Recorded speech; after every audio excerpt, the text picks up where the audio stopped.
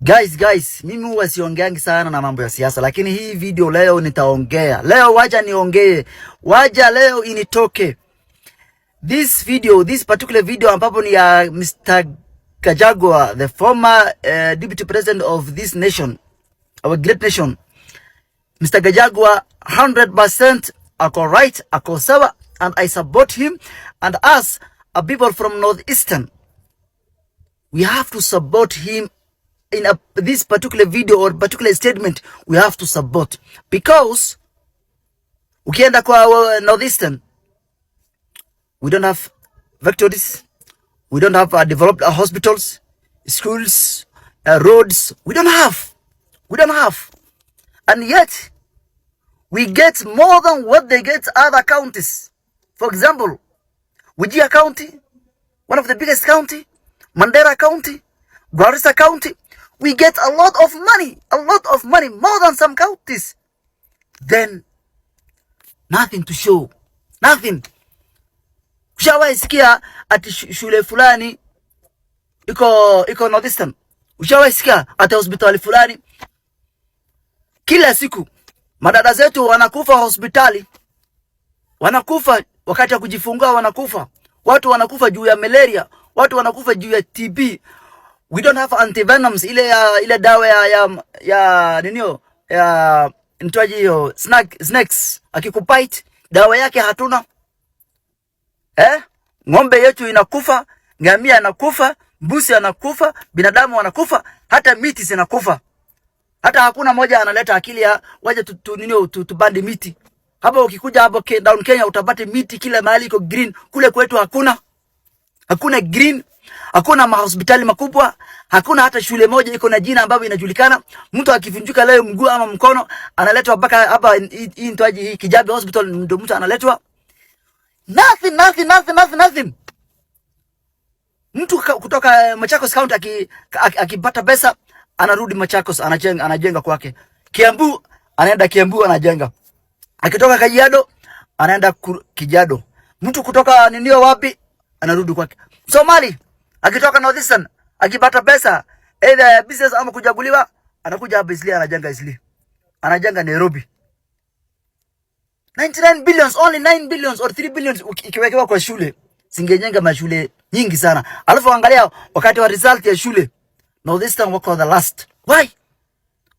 Because as a Somali Kenyans from Northeastern, we have to appreciate what he said, Mr. Gachagua. Not everything politics, not everything about Kikuyu or Somalis, not everything about the tribals. Apana, he particular video or this issue, it raised a lot. And we have to support him, and we have to agree that what Mr. Gachagua said 100% is true. Why? Angalia hawa wote tumejagua, ma MPs, ma governors, deputy governors, senators, MCS. Utaona MCA hapa ako na gorofa, ako na manyumba hapa, amejenga mtu hapa, utaona ako na house yake hapa. Hao wote ma MPs tumejagua tangu lini wako hapa manyumba, wako na magorofa, ma shopping malls, wako gas stations. But ukienda kwao mahali amejaguliwa hakuna kitu. The only day tunaona hawa wa politicians ni siku ya uchaguzi peke yake ndio tunaona. Campaign, wakati wa campaign peke yake ndio tunaonanga. So let us be realistic. Yale ameongelea Mr. Gachagua 100% is true. So our leaders, you have to act. Not kukuja kwa media kwa kizungu mingi, Kiswahili mingi, ati Mr. Gachagua. Why do you need Mount Kenya? Why do you need watoto wako wakuje Nairobi? Why do you need watoto wako waende Meru? Why do you need watoto wako waende Mombasa? Why don't you have a shule kule kwako mahali tumekujagua? Mahali unapokea kila ya 99 billion or 10 billion unapokea. Kwa nini usijenge shule? Acheni bana kutubima sisi akili bwana. Nyinyi wanasiasa, sisi hii tumekataa. Hakuna kitu kama hiyo. Yale amezungumza Mr. Gachagua ako right. Assalamu alaikum. Let leaders from Northern Kenya not lecture us about affirmative action. Devolution has been in place since 2013. And leaders from those regions deliberately have refused to develop institutions. Yet they want their children to enjoy the facilities of institutions that have been put by other leaders in other counties. Since 2013, Wajir County has received 99.6 billion Kenya shillings. Marsabit County has received 76.83 billion. Garissa County has received 81.7 billion shillings. Mandera County has received 119 Kenya billion shillings. They have the opportunity to develop institutions of the highest standards possible in Kenya.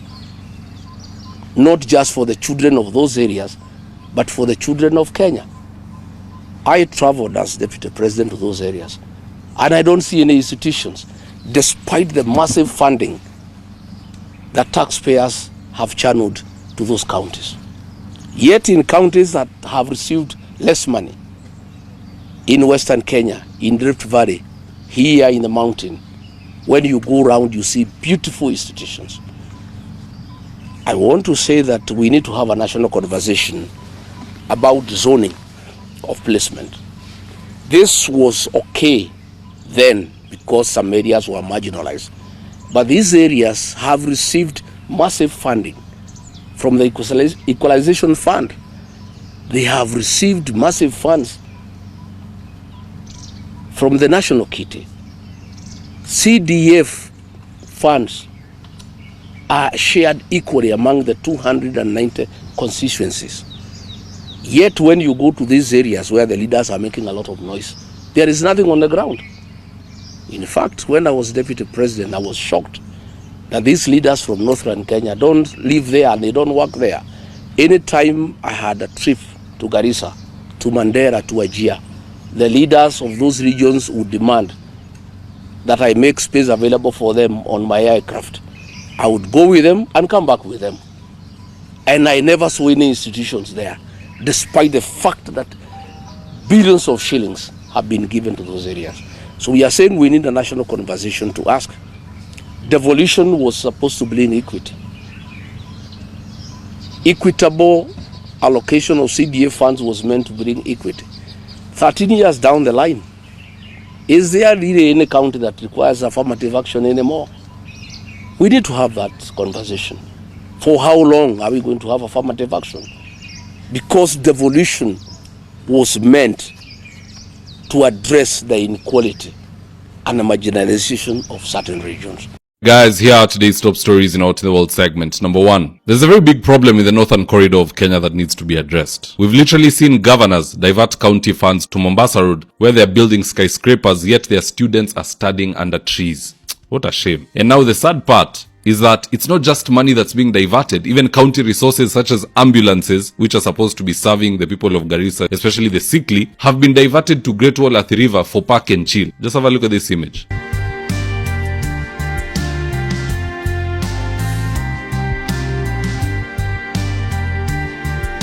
Kudanganyi, kama si hiyo picha, that vehicle was to be repainted and used for a different purpose. Labda hata ndio ingekuwa inazungusha wazungu kule Masai Mara. Shame on the Garissa leadership. Number 2, there's a bogus driver who tried to stop Willie Oeba from giving civic education to passengers. Na mambo ikamchemkia. Just have a look at this.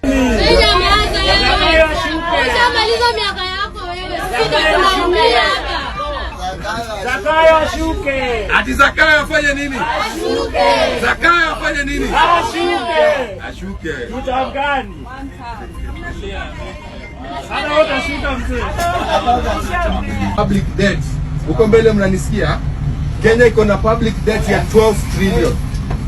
Nimeongea na ofisi ndio kaanza shughuli zako. Nimeongea na ofisi. Ofisi iko sawa. Wewe mimi nimeongea na conductor na tunafunza watu kipingota sana. Ngoja niulize swali. Wacha ni kuna kitu nimesema hapa ni uongo?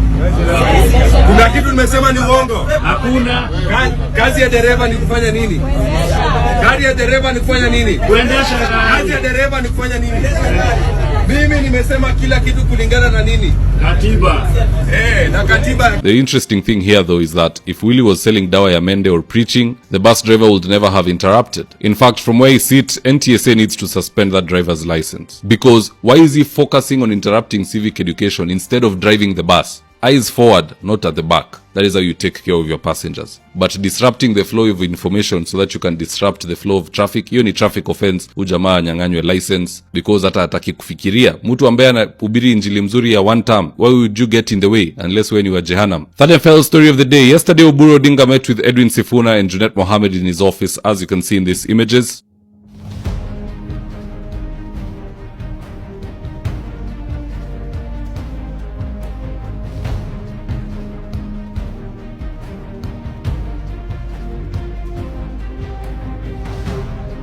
Now the sad thing for Junet is that as he is busy trying to sort out issues with Oburu and other party members, bado anaendelea kupigwa ngeta na watu kama Jeremiah Kioni. He lit the fuel surge on his own when he started talking about agents. And now Kioni pia amekuja na version yake ya kulima Junet. Here's the tip.